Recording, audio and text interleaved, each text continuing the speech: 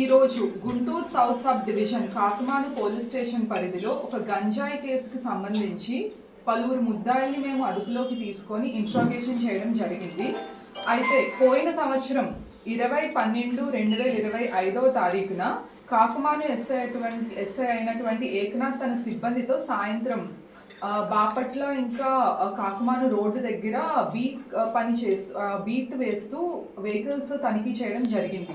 అలా చేస్తున్న క్రమంలోనే ఒక ఆటో అకస్మాత్తుగా ఆపిన ఆటోలో ఉన్న జనాలిద్దరూ కూడా దూకి పారిపోతుంటే ఆ ఆటోలో ఉన్న ఒక జువెనల్ని, ఒక 18 సంవత్సరాల లోపు వ్యక్తిని పట్టుకోవడం జరిగింది.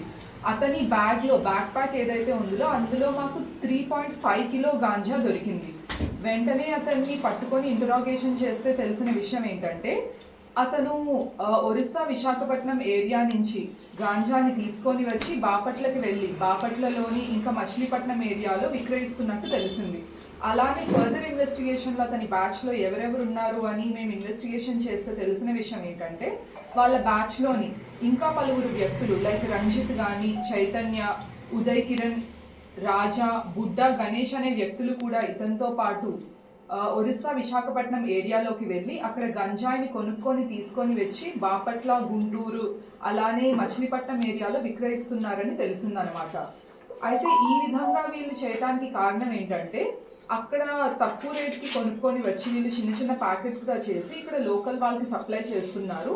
అలానే లోకల్లో ఉన్న మిడిల్ మెన్కి కూడా వీళ్ళు సప్లై చేయడం జరిగింది. A1 జువెనల్ ముద్దాయిని మేము జేజేబీ బోర్డుకి పోయిన సంవత్సరం 20 డిసెంబర్న తరలించడం జరిగింది.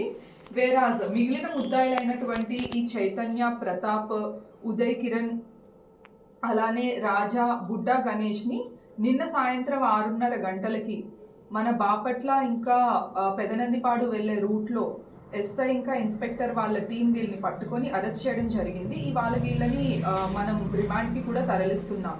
అలానే మీరు చూసినట్టయితే ఇక్కడ 4 కిలో గాంజా కూడా వాళ్ళ దగ్గర నుంచి సీజ్ చేయడం జరిగింది. ఇంటాక్ట్ ప్రాపర్టీని మెజిస్ట్రేట్ కోర్టు ముందు ప్రొడ్యూస్ చేస్తున్నాం. అలానే మా ఎస్పీ గారి పర్యవేక్షణలో పలు కార్యక్రమాలు జరుగుతున్నాయి. అందులో భాగంగానే సంకల్పం కార్యక్రమం కూడా జరుగుతుంది.